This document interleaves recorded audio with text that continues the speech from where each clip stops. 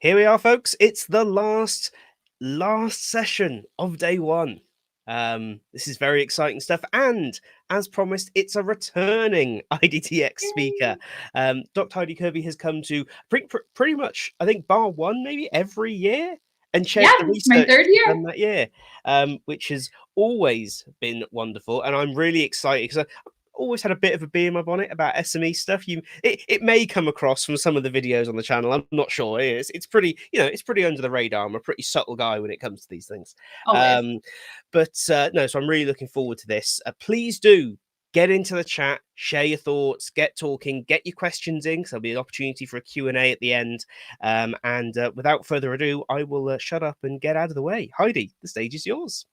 Thank you. I'm happy to be here again. And big thank you to Tom for putting this all together and for supporting the real research that's happening in L&D and some of the lesser known speakers who maybe don't have as much flash or thought leadership to be at some of the bigger conferences. Super appreciate all the work that you do, Tom. And I'm super excited to share the research that I've been doing and the conversations that I've had that have led to this. So we're just going to dive right in here. So what was the study? What did it look like?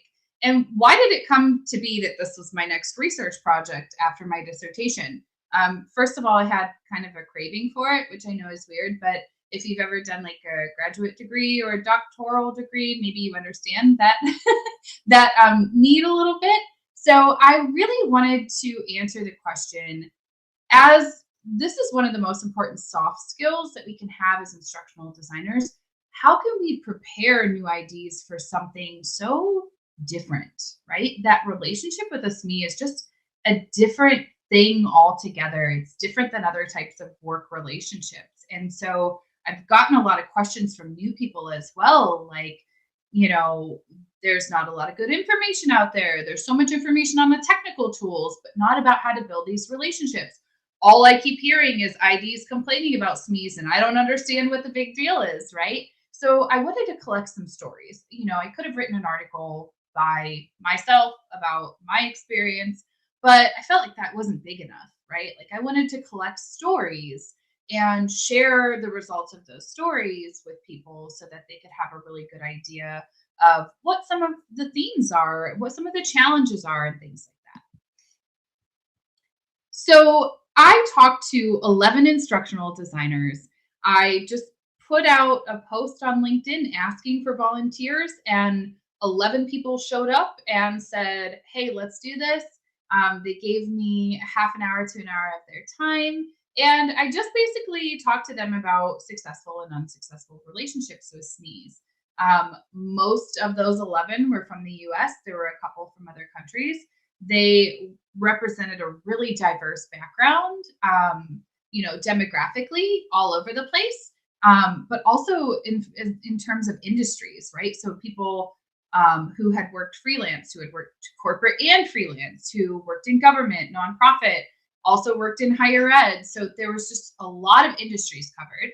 And then the years of experience ranged from 2 to over 20 years, but the average was around 10 years of experience. So, and a lot of the people I spoke to are either now very senior level IDs or have their own teams of IDs. So it was a really great mix, really knowledgeable people, and just a lot of great information as well.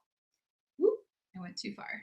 So I wanted to keep this really casual. It wasn't an official research project for school or anything. So I got a couple of volunteers who in my inbox were like, oh, I have a story for you. I have hot tea. Like, let's, and so I would give them the option to just come onto the recording and tell their story.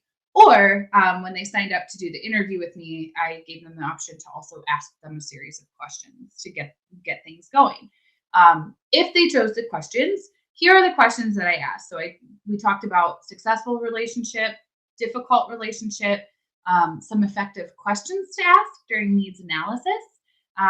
What are the biggest challenges? What are the biggest benefits of building a good relationship with a SME? And then any additional advice people had for newbies who are working with SMEs.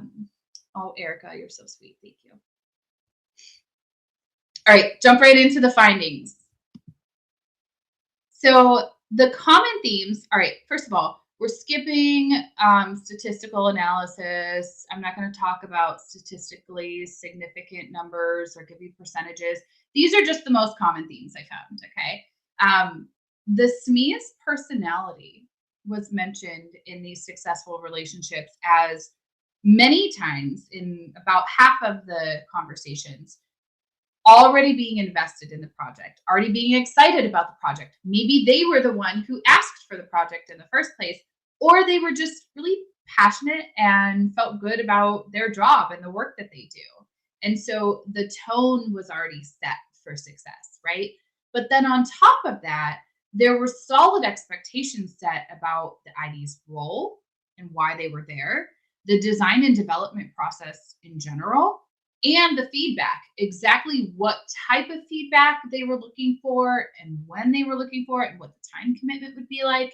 And this one was a little less overt, but a lot of the IDs talked about taking the time to really listen to the SME, showing that they valued their expertise, using different tactics to build trust and build respect and show them that they were really just there to help them get their knowledge out there, right?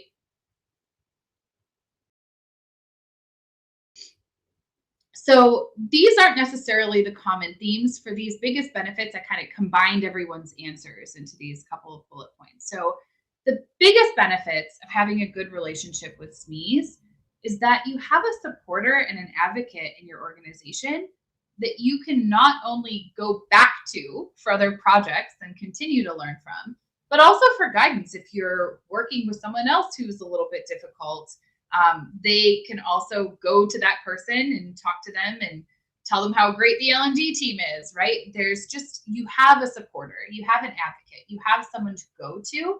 And then when you get to work with that SME again, communication's already easy. You already know you're going to get good, solid, fast feedback.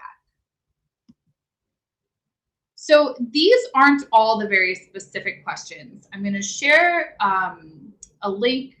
We posted what I'm calling the ultimate guide to working with SMEs on our Useful Stuff website. And it goes through, there's a link to a checklist that has every question that all of the IDs gave me during our conversations. This is kind of the condensed version, right? So as you might expect for needs analysis, looking at the current state or what's currently happening, and then the future or ideal state, right? And so questions were around what's the current problem? You know, what's going on, right? And then what are you seeing from your perspective as the SME, right? Really getting into what their experience is, why they think that there's an issue, why they think there's an opportunity, and then is that the real issue? Right? Questions that are drilling down further and saying, okay, how close to you are you to this actual work? And is that going to impact your opinion or your perception in some way? Kind of looking at both sides, both their perspective, but also what might be other perspectives that are causing this, right? And then what are the current resources? What current training already exists? What have we already tried and it didn't work? Or what have we tried that has worked, right?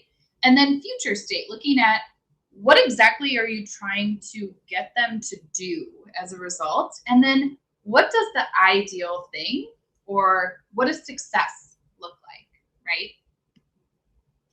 So then we go to the difficult relationships. And guess what? SME personality came up again. And this time, in about half of the conversations, the SME had some kind of bad reputation, right? Whether it was that they're known for being difficult, they have a fixed mindset, or they're very resistant to change and doing something new and trying a new way of doing things or working with an ID for the first time.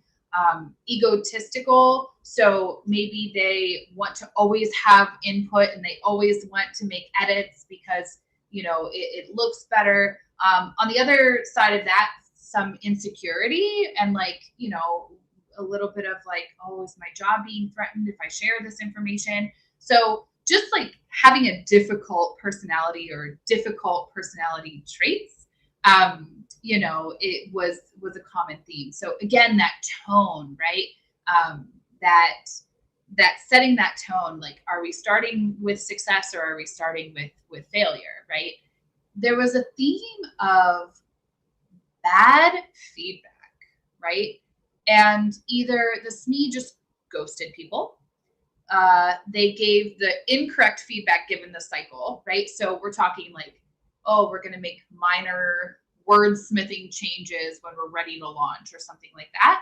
Or they just came in and completely changed the scope and said, outcomes, objectives out the window. We're starting over and trying something different. A couple of people mentioned that their SME wasn't actually a SME. And I wanted to mention this because it also came up in my dissertation research where projects failed because the real SME assigned someone else because they were too busy, but that person didn't really have expertise. And when that happens, things go off the rails really quickly, right? There was also a theme of miscommunication or a misunderstanding of some sort. Either they misunderstood what they were expected to do, the review they were expected to give, what the project would look like, right? Like what the output would look like, and just like a lack of trust in the SME not trusting the ID to do their job, right? So those were some of the common themes that came up in those difficult relationships. So the most challenging things that came up were when expectations aren't properly set, miscommunication happens, right? That's that's a universal challenging thing, right? Not unique to working with SMEs, but SMEs are also the experts, so they have their own language, they have their own jargon, and they have a lot of trouble sometimes. I've faced this with a lot of SMEs, simplifying the information down into what it needs to be for whatever the learning project is, right? A lot of times it's something for beginners and they're not able to, they give you everything in the kitchen sink, right? They're not able to really kind of look at it from a beginner perspective because they're so deep into the work that they do and they're using their expertise every day, right? Then because they're experts and because they're so deep into their work, and if they truly are the expert, they're usually in pretty high demand, right? And so they have extremely limited time to do good reviews and give good, solid feedback.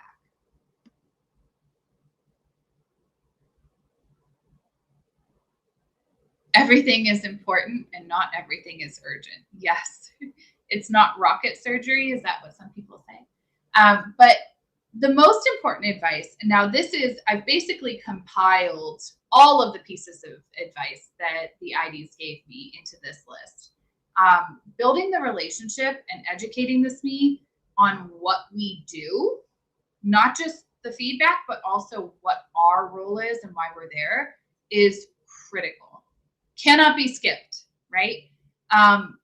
Also, the advice was to continue to grow those ID skills so that you can really consult and stick to the process and do a thorough needs analysis and avoid becoming an order taker and really use your experience and your expertise combined with that subject matter expertise. That's when it becomes really powerful, right? Be organized and prepared and do a kickoff meeting as soon as you can. All projects should start with a kickoff meeting, according to some of the people that I talked to. And I don't think that's a bad idea either. We'll talk a little bit more about that in a minute. But use that kickoff meeting to set expectations. Again, not just for what we do, but then also for the time commitment. What are you asking them to do? What are you going to be asking them to review? How much time is it going to take them? Be curious and ask good questions. And then this one, it seems obvious, but I think we all need to hear it from time to time, especially when we're really frustrated after working with certain SMEs. Always assume positive intent, right? Most people want to do a good job, right? Generally. And most SMEs just really want to be heard and want their opinion to be valued. Okay, so those were all the themes. Those were all the things that I collected. So how do we put those into practice? How do we make use out of all of those things, right? First of all, my advice and my insight based on all of the conversations I had is really to just know what you can control, right? So I one of the other reasons I decided to do this research was because I had put out a podcast episode about how we as L&D professionals need to take responsibility for some of the crappy training that we create, right? We really need to take ownership. We at least need to do lessons learned when a project goes off the rails to see what we can do differently. And I was met with some friction about that episode where people really wanted to double down and blame SMEs and stakeholders and leaders within the company for when projects went bad, and wanted to really dig in and claim that it was never their fault. It was always the SME. They were never wrong. They were the ones who knew what they were doing. But so I mentioned the common themes before, but what was interesting about these stories was that in a couple of stories, it's a couple of success stories, successful relationships. People were working with a SME who had a really bad reputation. They had a reputation as difficult. Like, these people were warned that these SMEs were difficult to work with. And so what turned the situation into a positive was how the instructional designer responded to them and how they were willing to listen to them, meet them where they were, do they communicate in a way that maybe they wouldn't normally, but like it was how the ID responded that made the difference and turned that difficult relationship into a successful one. And a lot of times SMEs just wanted to be heard and they felt either ignored or not listened to. And that was kind of the reason for their initial resistance. Maybe it had nothing to do with that specific ID, right? Maybe they'd worked with an ID in the past who was really difficult, or they just were feeling not heard and listened to in their job overall. And so that kind of translated into those learning projects. But really, they were just looking to be visibly respected. And that aligns too with my dissertation research. Something odd that happened while I was doing my dissertation research on instructional design leadership skills that are needed for successful learning projects.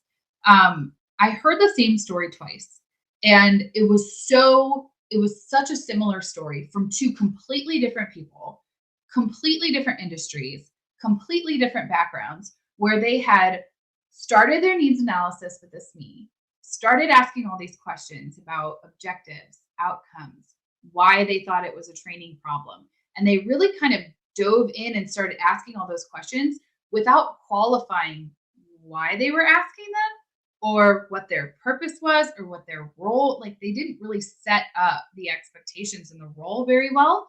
And so what ended up happening in both of those exact same scenarios that I heard about was that after that initial meeting where they asked all these questions, the SME got visibly defensive, like they were questioning their expertise. And then after the meeting, asked for the ID to be taken off the project. And in both cases, the ID was removed from the project and it was reassigned to someone else. So it's really important to let the SME know that we respect their expertise and that we're not asking these questions because we're questioning them. We're asking them because we're trying to figure out the best way to approach this learning project, right? And the fact of the matter is, it's much easier when the SME cares and is excited. It's, if you can go into a project with an excited SME, your work is a lot easier, right? That's just the nature of it. And what we really have to understand and accept is like, sometimes we can do everything right and the project will still fail anyway. And it'll fail because of a miscommunication. It'll fail because somewhere along the chain of review, we didn't check in with this person who wasn't giving us feedback this whole time. And now in the final hours, they're saying, whoa, pump the brakes. This isn't what we want. So sometimes it fails anyway. But the important thing is to be able to go back and look at that and do a lessons learned and reflect, what could we have done differently, and take some of that ownership, right? The other insight and piece of advice I have is get your shit together, right? So have that kickoff meeting, right? It's a really great place to set those expectations, explain what instructional design is, explain what the person can expect and how much time they can expect to be putting in. But it's also a chance, if you haven't worked with that SME before, to meet them and to build a relationship and to build rapport and to show them that, hey, you might be the expert in this, but I'm the expert in this, right? You also really need to set some very clear expectations about why you're there, for the reasons I just mentioned. Timeline, right? And what kind of feedback you're looking for at each stage of the review, right? What is it that you are going to be asking at every stage? Like, set that up from the beginning. We're going to ask you to look at the actual content at this stage. At this stage, we are just asking you to look at functionality things and make sure that, the message is still getting across. Share the outcomes and objectives with them at the beginning too, so that they also know what the end goal is, right? And keep reminding them of those outcomes and objectives, because like we mentioned, it's very easy for them to get like really drilled down and like very into their expertise. And so when you remind them, hey, the goal of this is for brand new people, it can help you keep things on track. We're the experts in learning, and we're the experts in the instructional design process. And I think that's why I took so much issue when people really wanted to blame the SMEs and stakeholders after my podcast episode. I think that's why I took such issue with it, because it's literally our job to help educate people, right? We create training, we create performance intervention. We are trying to help educate people. We are trying to get people to change their behavior, but we can't take a few moments to tell them and educate them about why we're there. I don't know why it has to be like a point of pride thing that we don't share that. We expect people to know, and we act offended if they don't already know what we're doing. But we also kind of make those assumptions too, like, oh, well, this person requested training, so they must know what we do. But that's not always true either.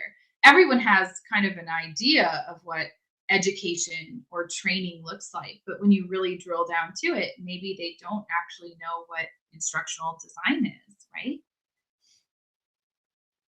I love the question or the comment that Alex put in the chat. One of the important intake questions I've been focused on recently is, how will success of the training program be measured? That's a great question. Okay, so that is all I have to share with you today. But I wanted to add, I mentioned the ultimate guide to working with SMEs is at getusefulstuff.com. If you go to the read tab and go to ultimate guides, it's currently the only ultimate guide. Hopefully it won't stay that way for long.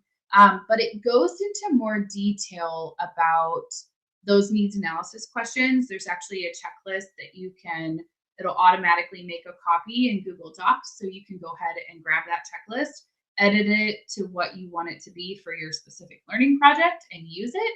Thank you for sharing the link. And there's also a lot more information about kickoff meetings too.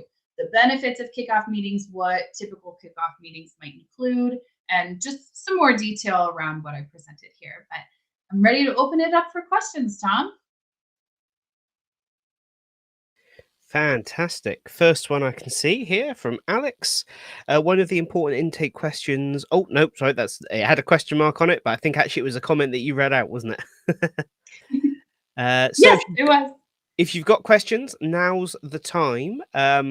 as I mentioned at the start, this is one of the things that I feel really passionate about. But I guess something I'd maybe ask is, and maybe I don't want to mischaracterize it, but here would be my question: why are we, generally speaking, so bad at building relationships with SMEs? Because I think it is very common that we hear SMEs are a problem. SMEs are the most difficult part of my job, or I've got this problem SME, except we mean everyone we've ever had as an SME when we say that. Where do you think that problem comes from? Because it always kind of baffles me that we have such an issue with it. You know, I don't know. I have some working theories, and like one of them is that the nature of the actual design and development work is very like lonely, I guess, right? Like we go into our little corner to do that work, right? Like it's not really we don't really build e-learning as a team, right? Like we go off on our own. And so I think we forget that we also have to come back to the larger group sometimes and like actually have conversations. I think the other thing is that there really is such a thing as too many opinions. And I think when we get too many SMEs involved, it can go off the rails really quickly because there's so many opinions. And when you have so many opinions in an organization, it's really difficult to, just figure out who's going to be right. Right. Like I've seen that derail a project on its own because, two senior leaders at a company can't agree on something. Makes sense. Oh, we've got loads of questions coming in. Blimey. Okay, Erica, what repeatable processes have you designed to build trust and a sense of one team, one dream at the beginning of a project? Oh, there's a phrase I don't hear too often anymore. What, one team, one dream? Yeah. Oh, okay. Yeah. It's that's a good one. Um the thing is I haven't built repeatable processes because I think it's so different depending on where you work and the culture of where you work, right? Who you're working with, right? I used to work with a SME whose job was just to be a SME, right? When I worked at NASA, and we were in person. So I would just go over to his desk and chat with him about music and TV. And I think there's an element of just getting to know people that, especially if we're working virtually, which a lot of us are, and working remote, that we just kind of skip and we're like, we just email this me and go, here, look at this. And like, we don't even know what they look like sometimes, right? So I think maybe if there is a repeatable process, it's just getting to know somebody. Awesome. Next up, there's so many flying through now. We may be here for quite some time. Catherine's asked, how would you measure impact of working successfully with SMEs? We used to, at one of the places I worked, do a customer satisfaction survey basically for our SMEs and stakeholders, right? It was basically like, how did you enjoy working with us, right?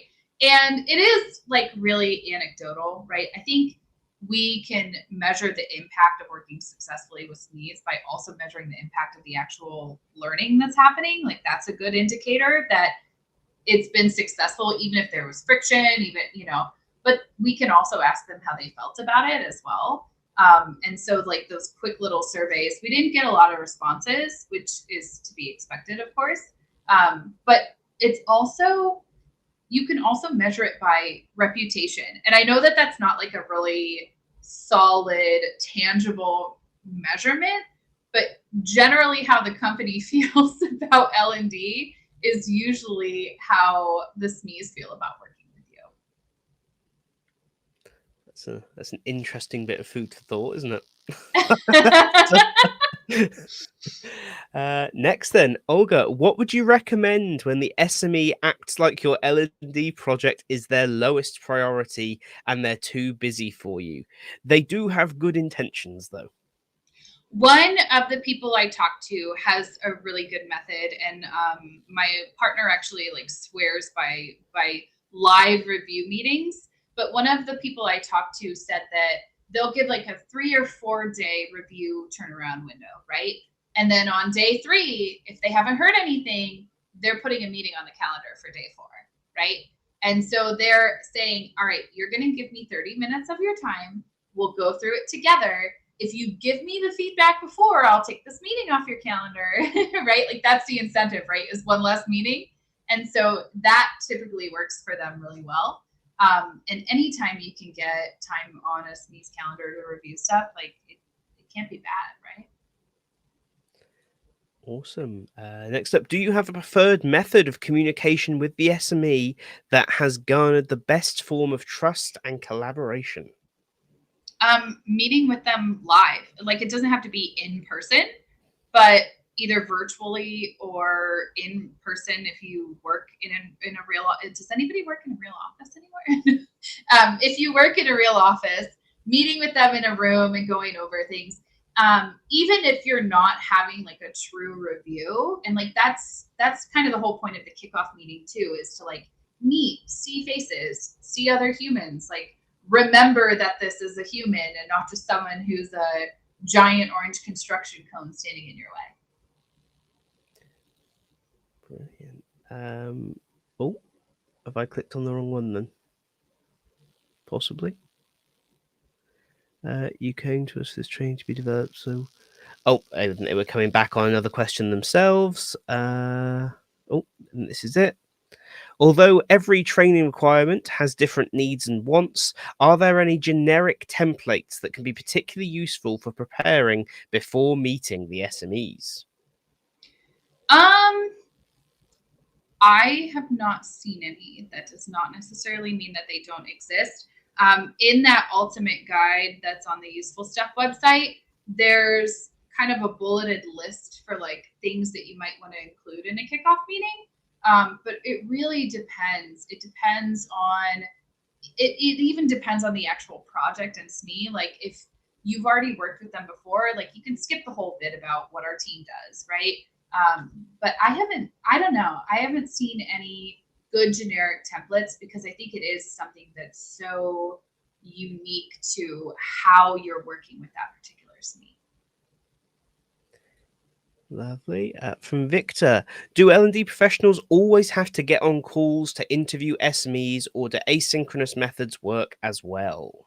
I'm glad you asked. I'm going to give you the very clear answer of it depends. I don't think you always have to get on calls, but I think that at some point throughout the process, it works well to have some kind of live review, right? Whether that's, at the end, or whether it's just to set up expectations at the beginning. And like, there are times where it makes more sense to do it async, right? Like if it's a second round of reviews of something that you've already discussed, or, if you don't have any questions and it's really straightforward. But I find that the hesitancy to meet with SMEs only hurts us. That has been the theme from everyone that I've spoken to, is that I don't want to take the time to get on a call. I'd rather just send them something. It only hurts you, right? And that has been the message from everyone I've spoken to, in and outside of these interviews. But also, if you are going to have async methods, they have to be so strong, and they have to be like the things that they put in the gutters at bowling for kids, right? Because it can go off the rails so easily if you try async methods. If you're like, oh, I need you to review this, and they don't understand like what exactly you're asking for, that's when things can go really wrong. There's more opportunity for miscommunication in the async methods, which is what you really have to be careful of because it's such a strong theme in difficult relationships. Fantastic. Well, I believe that is all of the current questions. Wonderful. This is a lot of good questions. Marvelous. Well, thank you ever so much for walking us through that. That was really interesting. Loads of actionable stuff there, and the chat is just exploded with people sharing ideas. And There we go. Sharing ideas and sharing some horror stories, no doubt, because we're Oh, yes. we're talking relationships, so of course there are horror stories, right? Um, Always. but that's fantastic. Again, thank you so much for the time. Thank you everyone for being here. And that brings us to the end of day one of IDTX 2024. I think it's been a very, very good day, at least from my perspective. We had our technical difficulties, but it's better to have them on day one, I think. I think, True. yeah, Get it out of the go way. with that. Yeah, Smooth sailing from here. that's the story, and I'm sticking to it. Everything's going to be fine from now on. I just want to say thank you because I noticed throughout the day, because YouTube being YouTube, I got no notification about this. People have been sending like super chats and super stickers and stuff to support. That's amazing. Thank you so much. I will endeavor to find out how I can address those when they happen moving forwards. That's a new thing. Wasn't expecting that, so had no plan for it. But you are not being ignored. I will attempt to contact all of you if the system lets me do that. You're amazing. However, that does bring us to the end. So thank you all. It's very much dinner time here, so I'm going to go and eat something. Hopefully, I shall see you all tomorrow, bright and early. Session one starts at 10 a.m. UK time or GMT, and we're kicking off with Susie Miller and how quiet accessibilizing, which is a terrifying word to try and say live, is disrupting a diverse-ish industry. So, a good topic to kick us off. Thank you all for your time. Heidi, thank you most of all for running our last Thank session of the you. day. And I will see you all tomorrow. iSpring is an e-learning software provider dedicated to streamlining e-learning worldwide. With a team of top industry specialists, they create tools that make e-learning both efficient and enjoyable. Their AI-powered course creation tool, iSpring Suite, and the iSpring Learn LMS are the top choices for thousands of instructional designers, L&D pros, and content developers. Crafted with the user workflow in mind, iSpring ensures a seamless experience for the creation of impactful learning content.